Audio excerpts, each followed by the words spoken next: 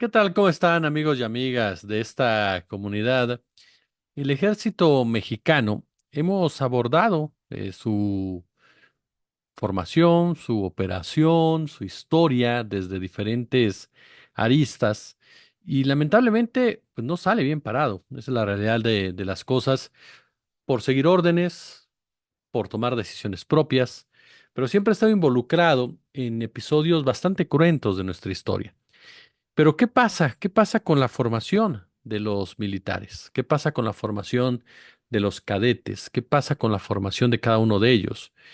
¿Qué tipo de prácticas hay o había en su interior que de una u otra forma forjaron su carácter, forjaron la manera de hacer las cosas? Voy a platicar, por supuesto, con el periodista de Fábrica de Periodismo, Juan Gómez, a quien le agradezco muchísimo que se encuentre con nosotros sobre este tópico. Querido Juan, ¿cómo estás? Jesús, ¿qué tal? Muy buenas tardes. Mucho gusto en saludarte a ti y a tu audiencia. No, hombre, felices de tenerte como siempre, querido.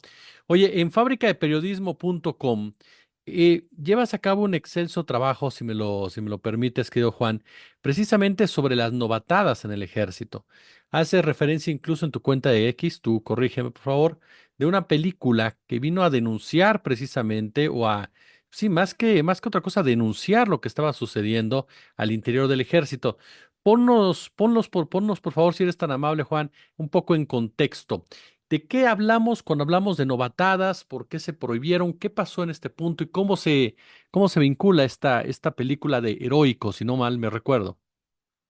Por supuesto, pues vamos a platicar sobre pues este tema que preocupa sobre todo pues a quienes siguen de cerca los derechos humanos. Y como mencionas, esta película Heroico que salió a finales del año pasado, en 2023, y que de hecho fue protagonizada por un ex cadete del colegio militar. Entonces él con estas experiencias las plasma en la película, las plasma en su personaje, y es la manera en la que pues abre una pequeña ventana para que pues quienes somos civiles observemos ese mundo tan hermético de esa manera, ¿no? Este trabajo nace por el hecho de que López Obrador, el presidente, publicó el otro día, a principios de la semana, un decreto presidencial en el que justamente endurecen bastante estas normas militares, ¿no? Hay unas adiciones al reglamento de las instituciones de educación militar en las que se castiga de forma muy severa, pues estas, incluso métodos, ¿no? Métodos de instrucción, métodos de formación que en las filas castrenses están tan normalizados, pero que desde la óptica civil, desde la óptica pues humana, rayan en la tortura, ¿no? Rayan en quebrar al individuo y en denigrarlo, en darle unos tratos realmente espantosos. Si me permites, quisiera justo Claro. explicarle a la audiencia un término que se usa mucho en ese contexto militar, y se trata de cuando hay cadetes, hay elementos que entran por primera vez a las filas, que están pues básicamente iniciando la formación militar. A ellos se les llaman potros, ¿no? En teoría, en el argot militar, los potros son pues estos caballitos, pues caballitos que son muy briosos, ¿no? Que son pues muy llenos de energía, muy llenos de expectativas, de nuevas experiencias, y lo que consiste, al menos en el mando militar, pues es en calmarlos un poco, ¿no? En básicamente, pues establecer líneas de subordinación muy, muy fuertes. Eh, Hay una oración, de hecho, una oración militar que se da muchísimo en ese ámbito, cuando antes de cada comida, pues estos potros la tienen que recitar, y si me permites la voy a recitar justo para que A vean ver. la magnitud de esto. Esta oración pues es pública básicamente. Se comparte mucho en los círculos de militares, en páginas de ellos mismos, e incluso pues está pues ahí públicamente, ¿no? Se usa de manera muy pues, pública, muy incluso con orgullo. Y la voy a recitar, es un poco larga, pero da justo esta definición de lo que es el potro en sus propias palabras. Con su permiso, mi excelentísimo cadete de cuarto año que presente está, solicito su autorización para empezar a degustar mis alimentos que la nación me otorga, aún sin merecerlos, ya que soy un vil y asqueroso y repugnante potro que se arrastra cual vil boa, ante el altar de los dioses, que no tiene derecho al aire que respira, a la luz solar y muchísimo menos a la luz eléctrica que paga el pueblo de México. Luego se golpean así como en las oraciones, ¿no? Por mi culpa. por mi culpa, por mi rechingada culpa. Por eso le ruego a mis cadetes antiguos que me chinguen y me rechinguen hasta hacerme un potro de fibra o hacerme desertar. Pues esa es una oración que te digo, se dice mucho en este ámbito y que da pues pie, ¿no? O da una descripción muy clara de cómo es que los potros se autoperciben y cómo es que se da esta subordinación hasta los niveles más bajísimos. ¿Cómo afecta, creo Juan, en su formación, tanto y en su relación, arriba como abajo, a estos militares? Porque al final de cuentas no son potros para toda la vida, digo, los que no desertan, ¿no? Sí, pues en esta manera tú lo ves como una jerarquía, ¿no? Yo lo que veía con este trabajo y lo que veía pues de toda la información documental que hay es que los militares pues están atados a esta rigidez, ¿no? O a estas maneras de crear disciplina que básicamente son denigrantes y deshumanizantes. Eh, Hay algunos casos en los que sí, como mencionas, pues se nota pues estos tratos y en cómo es que se están usando. Hay recomendaciones en la Comisión Nacional de Derechos Humanos que, tú sabes, investigan pues abusos, violaciones graves a los derechos humanos. E incluso hay recomendaciones, investigaciones de este tipo en las que se investiga a los altos mandos, ¿no? A las personas que tienen pues el mando de cadetes que van apenas a ingresar a los cuarteles, que van a ingresar al colegio militar, y lo que hacen es investigar abusos de este tipo, ¿no? Hay un caso que de hecho aquí citamos, que es una muestra, un botón de muestra de lo que sucede, y es que en 2017 un cadete que se llamaba Jorge Eduardo Sánchez Ortega, le dan a beber un brebaje, una bebida que en ese ámbito se le conoce como la coca artillera, y es básicamente todos los residuos que quedan de la limpieza de cañones eh, y que se obliga a los potros a beber esta bebida. Entonces, pues sí, como notarás, pues es bastante la denigración, es bastante pues el uso de estas tácticas. Entonces su padre denuncia este caso porque el joven pues murió. Esta bebida es tóxica básicamente y presenta una queja a la CNDH. Todavía no hay una resolución, pero en los archivos estos de la filtración Guacamayalix de la Sedena, justo se mencionan en las agendas del general secretario Luis Crescencio Sandoval, pues casos de ese tipo, ¿no? Se le informan sobre las quejas de derechos humanos y en una de las agendas a las que pues uno tiene acceso investigando en esta filtración, viene el caso de Ortega Sánchez. Y lo que se menciona pues es la investigación que se abre contra un superior, el superior que le dio la bebida, y que la CNH pues investiga el caso y que la Sedena a través de su unidad de vinculación ciudadana pues pagó cierto monto, ¿no? Como una forma de reparación de daño. Y como te digo, es solo un botón de muestra. Hay mayores casos en los que puede haber abusos sexuales, palizas brutales, incluso no sé si pues has notado estos métodos que incluso usa el crimen organizado, los tablazos, que se usa mucho en el ámbito militar, pero que ya se exportó a las filas del crimen organizado, ¿no? Se dan tablazos para castigar a quienes están en contra de cierto cártel de las drogas.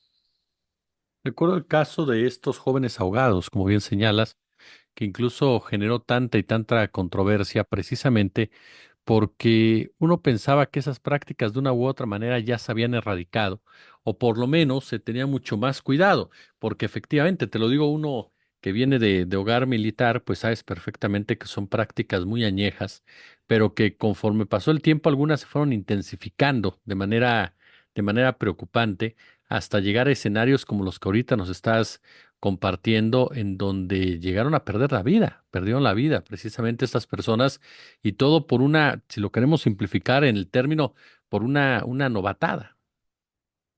Sí, seguro este caso pues es el que muchos medios destacamos cuando salió este decreto el lunes pasado, que consiste en que un mando superior de la Guardia Nacional, incluso es Guardia Nacional, ¿no? Un cuerpo que estaría pensado para actuar con un mando civil, pero que a leguas todos sabemos que tiene un mando militar.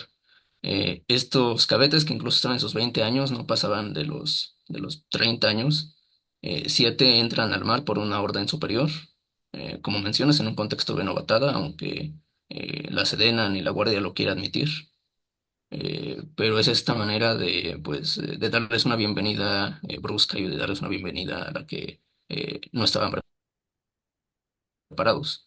Entonces estos cadetes pierden la vida por una negligencia de un superior que ya está siendo investigado en fuero militar y fuero civil. Y llama la atención del general secretario Luis Crescencio Sandoval y del presidente López Obrador, que en su momento en las mañaneras dan a conocer avances de este caso. Entonces, como mencionas, pues sí, es un botón de muestra y creo que fue la gota que derramó el vaso en estos casos, ¿no? Han habido muchísimos años en los que se denuncia esto, pero esto fue como que un hecho que tuvo tanta relevancia pública que le puso un hasta aquí y que orilló a que saliera este decreto presidencial. Esta denuncia que nos mencionabas, creo, Juan, de este padre que va y dice, "Ah, bueno, las consecuencias fueron la pérdida de mi hijo". Nos mencionabas al principio, ayudan a forjarles el carácter, ayudan a formarlos de tal manera que no se quiebren. Uno entiende, por supuesto, lo que significa ser militar, uno entiende las circunstancias a las cuales se enfrentan, uno entiende las exigencias que tienen por delante. No es fácil en ningún escenario como tal. Pero, ¿qué tanto estos actos de deshumanización, y aquí te lo pregunto por tu expertise periodística, ustedes en Fábrica de Periodismo han hecho muchos trabajos relacionados precisamente con el tema del ejército? Y yo te preguntaría ahí, ¿qué tanto este tipo de prácticas, en lugar de forjarlos o fortalecerlos, en realidad los alejan en un momento dado y les quitan esta sensibilidad humana que muchas veces también se requiere, ¿no? Para proteger a alguien. Sí, por supuesto. Si estamos viendo que hay dinámicas de coerción y dinámicas de formación de este tipo desde las primeras bases, desde pues los potros, que son el escalafón más mínimo del ejército y de las Fuerzas Armadas, pues sí se entiende, ¿no? Que la primera circunstancia, la primera iniciativa que se tiene es que sean deshumanizados, ¿no? Más que se necesita carácter en la vida militar se les deshumaniza de maneras gravísimas. Y yo pensaría justamente en que estos métodos de deshumanización y de tortura, como te comentaba, ¿no? Tablazos, posiciones de mortero, el uso de bebidas, incluso la asfixia simulada con tehuacanazo, con trapos, pues son prácticas que ellos emulan contra civiles, ¿no? O sea, las recomendaciones de la CNDH están llenas, repletas de prácticas de ese tipo, ¿no? Un guardia nacional que no sé, detiene a una pareja que está acampando en un monte y los obligan a caminar sobre espinas de cactus, ¿no? O soldados que abusan sexualmente de forma tumultaria y que repiten estos patrones, ¿no? Si uno checa estas recomendaciones de CNDH, de denuncias que hacen los colectivos de víctimas, denuncias que circulan en las fuentes abiertas, pues sí se da cuenta que hay patrones que se aprenden desde la academia militar, desde el escalafón más bajo, te digo, y que se replican incluso contra civiles, ¿no? Y que abren la puerta justo a violaciones graves a los derechos humanos. Me mencionabas, ya se tomó una decisión, se firmó un decreto, se dice, esto ya no debe de existir. ¿Qué tanto has sabido tú que se ha cumplido o qué tanto se ha vuelto a caer en el silencio como tal? Es difícil saberlo porque el hecho de que, a ver, esto que ocurrió con los mandos, con los 7 cadetes, pues es muy reciente, ¿no?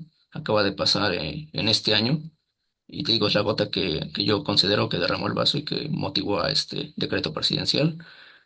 Aún es muy pronto para saber los efectos, ¿no? Que puedan tener. Se han endurecido las sanciones. Por aquí tengo incluso la lista de lo que está prohibido ahora, que en su momento creo que debió prohibirse, pero no se hizo. Pues es maltrato físico, la corrupción interna, ¿no? El dar dádivas a superiores o a quienes llevan el mando ahí. El consumo de narcóticos y alcohol, que tengan causas judiciales abiertas y estén ahí intentando entrar a las filas. La exhibición en redes sociales que pueda poner en entredicho la imagen de los militares. Los abusos sexuales, las relaciones sexuales incluso consensuadas dentro de la institución y básicamente cualquier conducta que ponga en entredicho la imagen tan pulcra, ¿no? Que se tiene del ejército o que el ejército quiere proyectar. Y como te comentaba, pues este decreto todavía es muy pronto para saber sus efectos, sobre todo considerando que la institución está empoderada con presupuesto, a nivel discursivo. Todavía es muy pronto como para saber las implicaciones que pueda tener, pero al menos es un pequeño paso, ¿no? Un pequeño precedente que da el gobierno, que da el presidente, para que actos como los de Jorge o actos como los de los 7 cadetes que murieron ahogados no se repitan. Claro. Ahorita me quedé pensando mientras te escuchaba de esta película ya de hace tiempo que se llamaba Cuestión de Honor, ¿no? Con este Jack Nicholson, Tom Cruise, Demi Moore, donde investigan la muerte precisamente de un cadete allá, de un soldado en Cuba, ¿no? Un soldado norteamericano, y en donde aplican lo que ellos definían como el código rojo, que no era otra cosa más que una disciplina de parte de los soldados en contra de los propios soldados, que de una u otra manera no consideran que no estuvieran dando el ancho. Y lo pongo en la mesa, querido Juan, porque ¿qué tanto es un reflejo en sí de una mentalidad generalizada del ejército? Es decir, en todos los países de esta idea de que el militar tiene que ser sí duro, sí infranqueable, sí perfectamente definida su labor, pero qué tanto ya se volvió de esa manera y esto pues lo estamos viendo en el mundo, trae consecuencias de otra índole, donde consideran que pueden cruzar la línea cada rato, porque no es lo mismo la relación entre ellos, ¿no? O contra ellos mismos, que cuando se involucran en tareas civiles como ha pasado en México. Sí, como comentas, pues está muy normalizado, yo lo veo normalizado. Hay páginas de Facebook, hay páginas de redes sociales que incluso están alimentadas por los militares que después del decreto no creo que vayan a subir más información porque está ya muy sancionado. O quién sabe, puede que este decreto sea solo algo en el papel. Pero sí, es una práctica que tienen demasiado normalizada, ¿no? Estas posiciones de mortero, todo lo que te había comentado en cuestión de abusos es algo que me parece que ya está adaptado a su vida, tanto inicial en la formación militar como hasta los altos mandos, ¿no? Incluso en esta filtración de Guacamaya llegué a encontrar, aparte de estas agendas en las que se muestran los casos de violaciones a derechos humanos, pues también viene esa terminología militar, ¿no? Este argot de los potros, y viene la oración de los potros, viene incluso un corrido de los potros. Entonces siento que ya es parte de la vida militar y está tan incrustado en la vida militar que estos abusos pues ya están totalmente justificados, ¿no? El riesgo es ese, ¿no? Que se justifique contra civiles o contra presuntos delincuentes que deben seguir su proceso judicial. Claro. Mi querido Juan Gómez, periodista de Fábrica de Periodismo, yo como siempre, querido amigo, te agradezco estos minutos para nuestra comunidad. Nombre Jesús, mucho gusto que estés interesado en estos temas y tu audiencia también que siga Fábrica de Periodismo. Y te quisiera compartir mis redes sociales para que Adelante, nuestros adelante, adelante, por amigos de la favor. audiencia nos sigan. Me encuentran en X, en Twitter, como @Juancho_GMZ y nos siguen en Fábrica de Periodismo como @La Fábrica MX-. Sin duda alguna, cada una de ellas, queridos amigos y amigas, denle seguir, denle, por supuesto, el poderoso like en todos los sentidos, el poderoso me gusta, porque vale mucho la pena el trabajo de Juan y de todos en Fábrica de Periodismo. Querido, te mando un fuerte abrazo. Igualmente, hasta luego.